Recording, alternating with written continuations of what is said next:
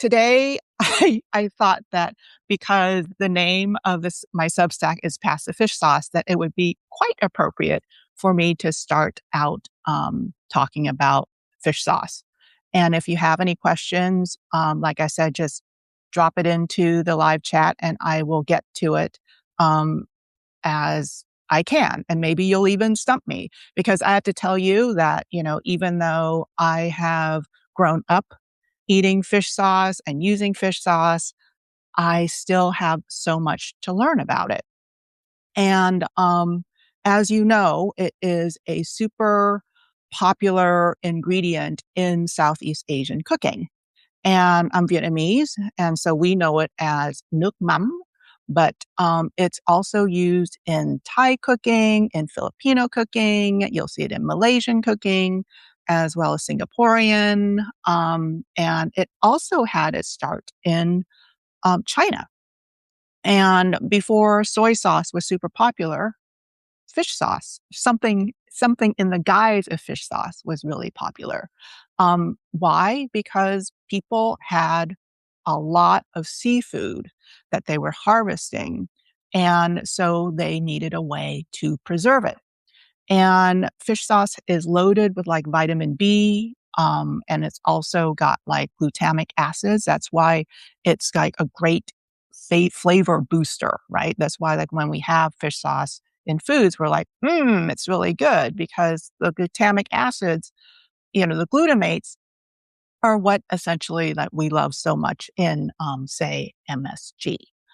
So most of the fish sauce that we see in the marketplace is made with fish. I mean, it's like called fish sauce. And in Vietnamese, it's called nước mắm, which literally means fermented seafood or aquatic product. And through all the years that I've been cooking and talking to people about using fish sauce, I basically like stick to the basic fish sauces, and fish which is made with anchovies. And I'll pull one out of my fridge for you. I've got one of these nifty under the counter fridges here. So then a lot of folks are familiar with red boat, right? Which is like what you would get at Whole Foods and at Ranch 99. But what's interesting is, yes, Italy has fish sauce too. Kathy just asked that question. And I actually have some fish sauce from Italy that I'm not going to taste today, but like next time, because I have a little collection. I collect fish sauce. And I've got probably right now 15 different brands. So, so I'm just going to like try a couple of them, or actually like I've got 5 of them today that you probably have never seen before. But by and large, what people are thinking of when they think of fish sauce these days is something like red boat. And recently I had a conversation with a reporter who asked me about fish sauce that was being produced domestically here in the United States out of, guess what? The state of Maine. I know. Like someone in Maine is making fish sauce, because it's basically just a fermented, aquatic product, meaning that you would, yes, there are total differences in brands, Matt, and I will go through them. So the difference in brands include, like, depending on what cuisine you're cooking with. So Vietnamese fish sauce is going to be more on, it's a little bit more mellifluous. I call it like Rolling Hills flavor profile. Whereas like Thai fish sauce is going to have a little bit more of like a gutsy quality. So something like the Red Boat bottle that I just showed you, as well as Mega Chef Blue here. Okay, so these two are Vietnamese fish sauces. So this fish sauce, interestingly, is made by a Thai company. And that fish sauce in the blue label of Mega Chef, which is like sold widely, is for like the Vietnamese market. However, that same company has a brown label.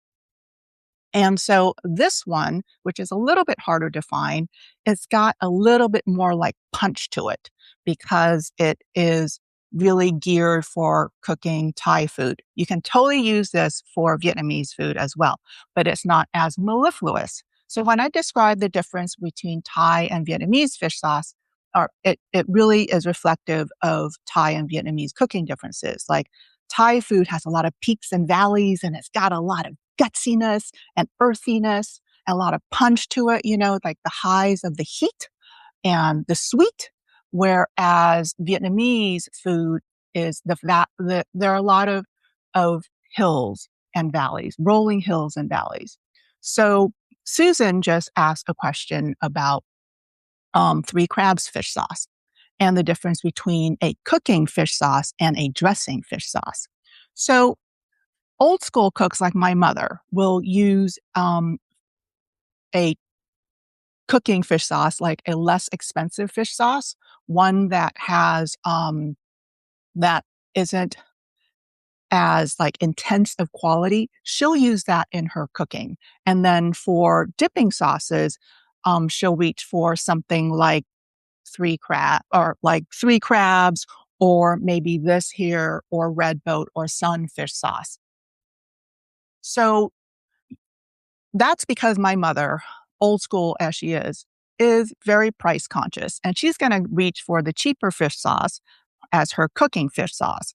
But for me, I would rather use straight through the higher quality fish sauces for my cooking and for my dipping sauces.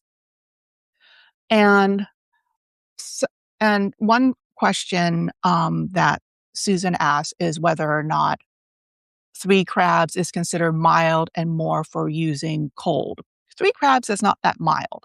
When you take a look at Three Crabs, whenever you take a look at any fish sauce, check out the sodium content, all right? And that's going to tell you how much the difference between different brands.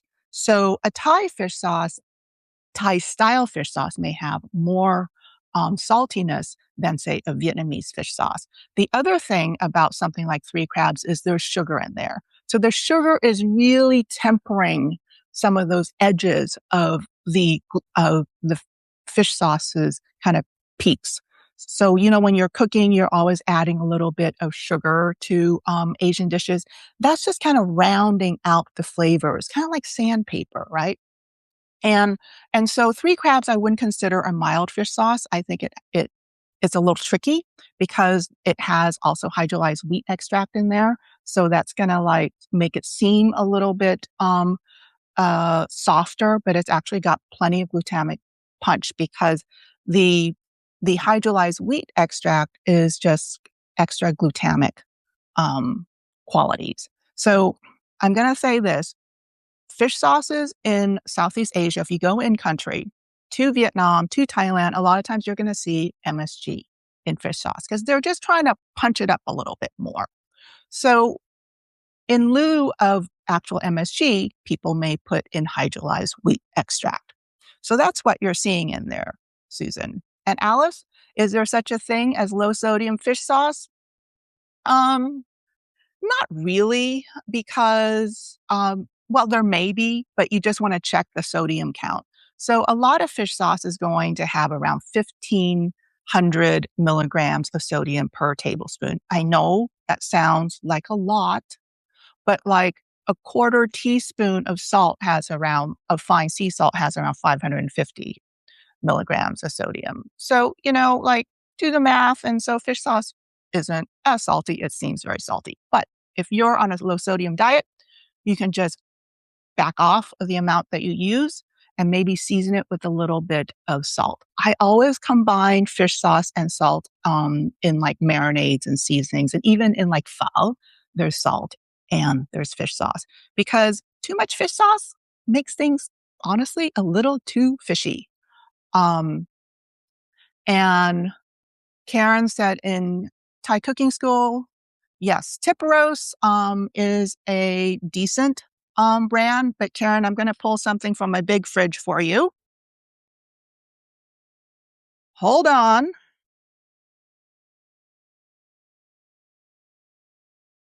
This Scale brand here is an excellent Thai fish sauce. It's what, when we were test driving the recipes for the upcoming Cooking Thai cookbook, Pim and I use a lot of, I test drove it with Vietnamese fish sauces, but also with the Thai stuff, it has a lot more punch. And I think that it's a higher quality fish sauce than Tipperos is. Tipperos is fine, but if you can get Scale, it's quite delicious. Dennis asked a good question about nitrogen measurement. Okay, so here we go. This is a good question to have. I'm going to show you two brands of fish sauce. Two versions of fish sauce made by the same company. So Red Boat, this is what you guys are seeing in the marketplace, 40N nitrogen. And then this is another version, 31N nitrogen. And so what's the difference? Think about when you go to get gasoline. Well, I know it's like really expensive now, but like let's say you're driving by Union 76 or just like anywhere, Costco, right? So the octane levels that you see at the gas stations, that's the same thing that's how I describe the nitrogen levels. So the nitrogen levels sort of like reflect the punchiness or glutamate level in fish sauce. So if I want like a really high end, like really good fish sauce that's Vietnamese style, so the Vietnamese are going to have like this nitrogen level on it. And so here are two versions. And Red Boat doesn't sell this one as much at most Asian markets. I find this 31N, which they consider to be more like a cooking fish sauce, but I think it's fine for dipping sauces as well. And I recently bought a very fancy fish sauce. And if you look close, it says it's 32N. My friends, that bottle that I just showed you cost me $20. Yes, Karen, it is not as cheap as Tipperos. You can buy probably like 6 bottles of Tipperos versus 1 bottle of this stuff. But this bottle of fish sauce actually, it says that it's been aged for 1.5 years in traditional fermentation processes. So maybe they had it in a wood vat versus a metal one or cement one. I know that Red Boat, because I've been to their facilities on Phu Quoc Island, the the fish sauce is fermented in these huge, like maybe 10-meter tall barrels made out of a local wood that's very thick. But this fish sauce here has a very interesting, like, it's got guts to it. And I found it so almost like incredibly intense compared to what you would get out of, regular fish sauce, such as, so Red Boat 40N is pretty smooth, kind of like a nice red wine. And the owner of fish sauce of Red Boat actually has like a separate Napa wine venture going on. This stuff, man, it's very much like if I just tasted it straight out of the barrel in Vietnam. And any fish sauce that does not have preservatives, I have to tell you, keep it in the fridge. So you're going to, right now, I think because of the interest in fish sauce generally, and also within the Vietnamese community, you're seeing these high-end fish sauces get imported to the United States. Interestingly, though, that is not like the only high-end fish sauce that you're going to find. And the thing is that with tariffs under the Trump administration, the price has gone up quite a bit. And so you're looking at 3 crabs now that everybody, was buying for like $5 or $6 a bottle for many years. It's pushing like $10 a bottle right now. On the other hand, Red Boat, which everyone was always saying was so expensive, has been pretty steady in the pricing. So has Sun, SON, because I think they have, well, I know Red Boat has bottling facilities here in California. So they keep their costs relatively low. But for the other ones that do a lot more importing, their costs have gone up quite a bit. And I was talking to a young man whose family owns a Cambodian market. And he said that the price of fish sauce has just gone up so much to the point where when I spotted this bottle of fish sauce at the Cambodian market, I ended up paying like $13.99 for it. And I know that sounds like a lot. But the thing is that, if you're going to spend a lot of money for, say, olive oil or balsamic vinegar, why not fish sauce or soy sauce, right? And the reason why I bought this is that Cambodia is pretty much, like doesn't have much of a coastline. And I wondered what kind of fish sauce they were making. And the color looked pretty good to me.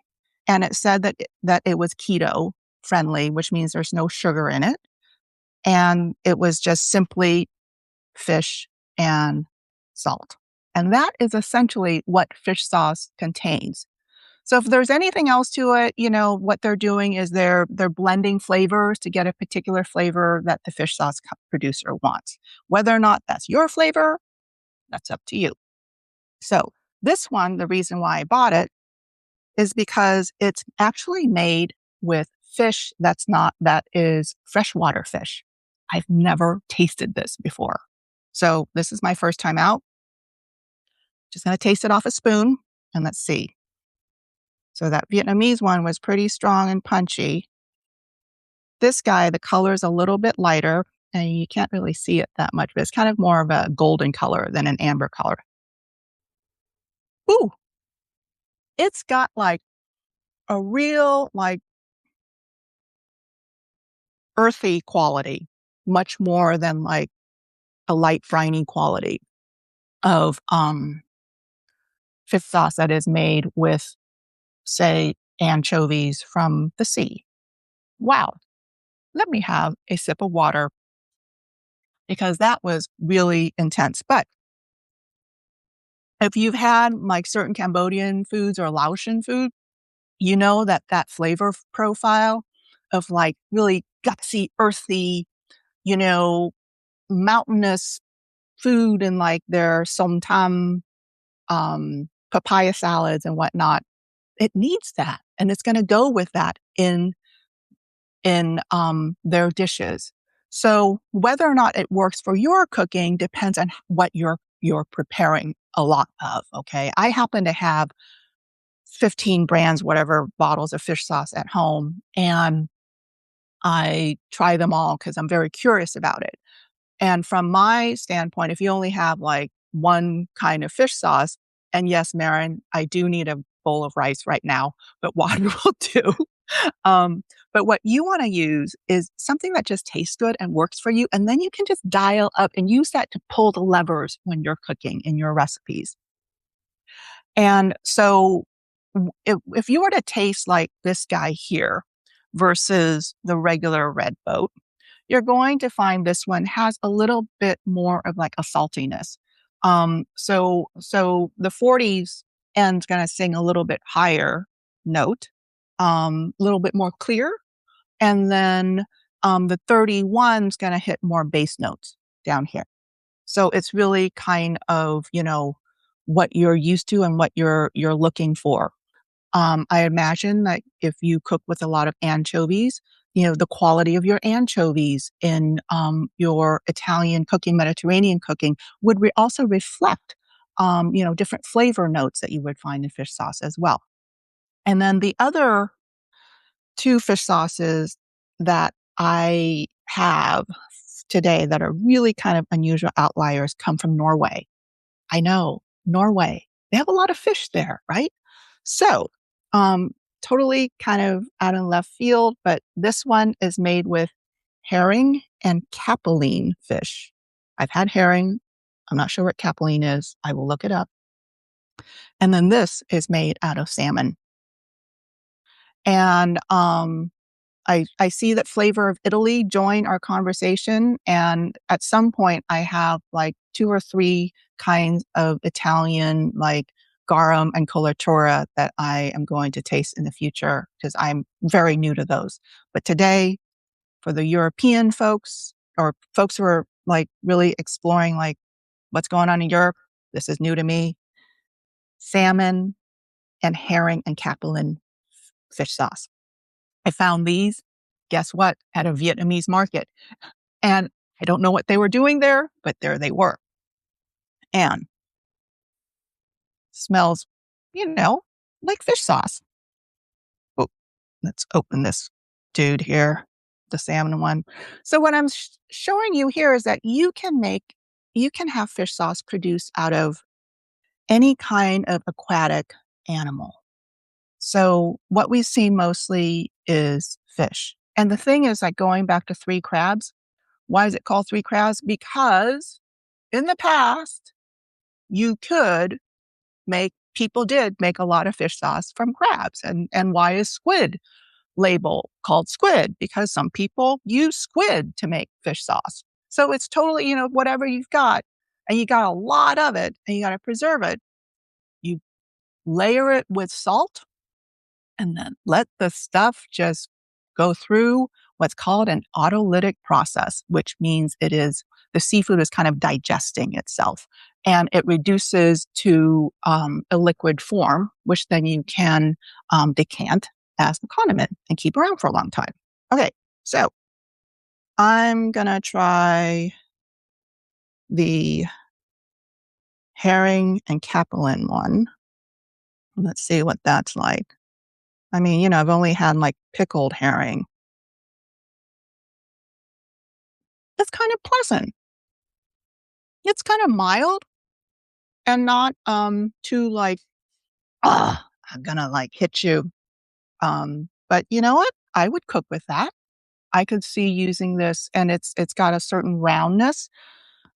This company called Numi, um, they wanted to. They said that it's based on food traditions, and they're getting the seafood from clean, cold oceans outside the coastline of Norway. And the rest, they're using a recipes based on Southeast Asian food traditions. And so they marketed this to Vietnamese folks. And what's in it? Um, let's see. There is herring and capelin extract, salt. Aha, there's MSG in here, plus something called neotame. And then there's disodium ribonucleotide. Always look those things up before you, sink your teeth into them. Or like, that's what phones are good for when you go to the market, right? So that's probably why it tasted so nice and cozy to me, because they had really like juiced up those fish extracts that they were using by blending. Winemakers blend their wines, fish sauce makers blend their fish sauces to end up at a flavor that is pleasant for their customers. So this one is I poured too much, is the salmon one. And you can sort of see the color, nice amber color. Oh, that's extremely nice. But let's see what's in there. I'm not going to drink all of this because I poured myself probably like half a teaspoonful. Um, so the salmon fish sauce contains salmon extract, salt, MSG, and again, that disodium 5 ribonucleotide.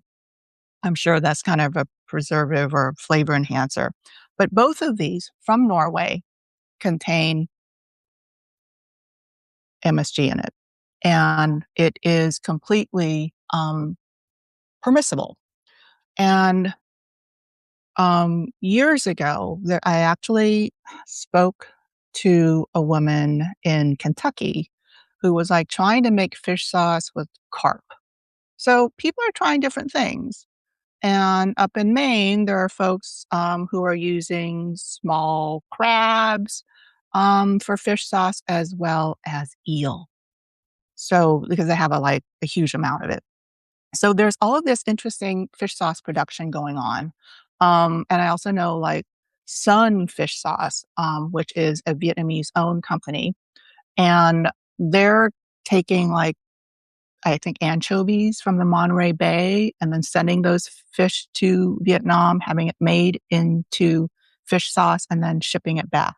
So it's sort of technically American fish sauce, but it's actually made in Vietnam. So like sustainable issues are a little weird with that product.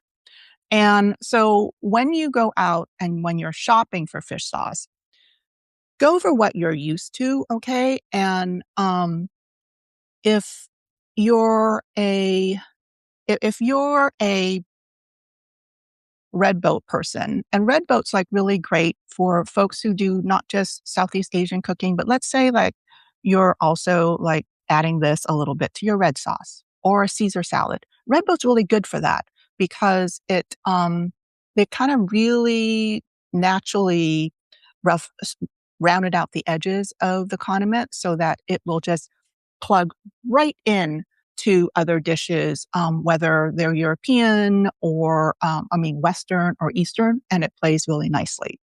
I also love a fish sauce by this company called Sun, S-O-N, that I've mentioned. I think that they do a lovely fish sauce that you can sometimes find at Whole Foods and Ranch 99 too. Very good. And then Three Crabs is good, but again, once you get into the Three Crabs arena, you're talking about there's additional sugars, such I think they've got fructose in there, and a little bit of flavor enhancer. If that doesn't matter to you because they're really in minuscule levels, then go for it. And the other thing that you need to know is that there are like a lot of different ways of making fish sauce because again, people have been doing this for like millennia. So if they've got like a lot of aquatic seafood products, they need to essentially like pickle, preserve, ferment them. And that's why they end up with a liquid that then they can use for their daily cooking. But right now, I'm feeling like there's a lot going on in the fish sauce space so that you can pick and choose. And